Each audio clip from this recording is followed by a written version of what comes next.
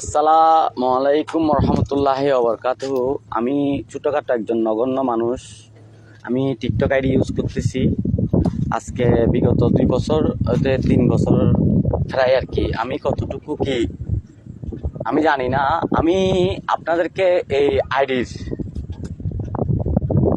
মানে এটা আমার শেষ প্রতিবেদন, কারণ আমার মোবাইল অলরেডি করতে করতে করতে করতে মানে এটা ভেঙে ভাঙা ছড়া মানে একটা অবস্থা হয়েছে। এখন ইদানিং অনেক ওই মানে চাপ দিলে মানে আপনার টাচের মধ্যে চিপ দিলে এটা কাজ করতেছে না করতেছে, হয়তো আমার মোবাইল নষ্ট হয়ে যেতে পারে।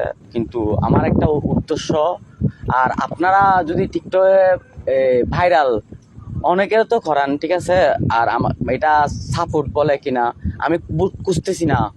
কুতার কসম করে বলতেছি, আমি মার কামরুন নাহার একটা মাত্র ছেলে, 2টা বোন। আমার বোনগুলো গ্রাজুয়েট কিন্তু আমি আনগ্রাজুয়েট আর কি। তা আমি অনেক রকম করে ভিডিও করছি, 3টা প্রতিবেদন দিছি। এটা বীর চট্টলা টিভি, নয়া দিগন্ত, আর একটা হলো ওয়েল টিভি। তো প্রতিবেদনে শেষ কথা, শেষ বাণী ছিল এটা আমার মনের সুরে আর কি। হয়তো বা আমার জন্য ভাবতেছি, এটা আপনাদের জন্য কালুরঘাট বীজ। আজকে আমি এই টাইমের মধ্যে এটা হলো এই খেনের মধ্যে কর্ণফুলী দরিয়া দেখাবো, কর্ণফুলী ব্রিজ দেখাবো আপনাদেরকে, কর্ণফুলী ফেরির ঘাট দেখাবো।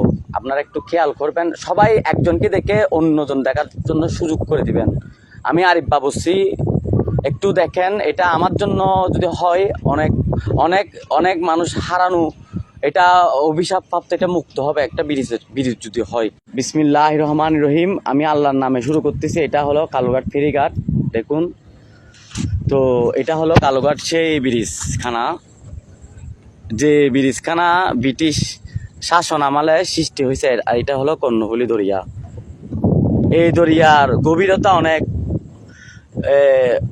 টিনের গাড়ি পরে যাওয়ার 72 ঘন্টা 3 দিন পর এটা তোলা হয়েছে। যে আমার বড় ভাই, এটা আমি শহীদ বা এদেরকে দরিয়ার মধ্যে বেশি নিয়ে গেছে। আর আমি যখন ছোট ছিলাম, এই দৃশ্যটা একটু দেখুন।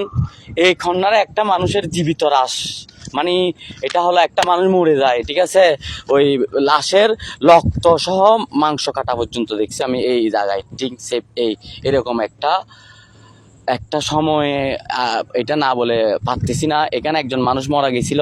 এটা ফেরিঘাট, ওই দেখুন। এখন রাত 2টা, ফেরিঘাটের মধ্যে গাড়িগুলো দাঁড়াই আছে। আর কত মানুষ মরবে। বাংলাদেশ সরকারের কি একটা টাকা নাই একটা ব্রিজ নতুন করে দেওয়ার জন্য, দুইমুখী একটু উন্নত মানের? এটা তো একটা ব্রিজ, এটা তো একটা কর্ণফুলীর দরিয়া। অনেক মানুষ চলে গেছে। তারেক রহমান সাহেব, আপনি বুঝবেন। আপনি যদি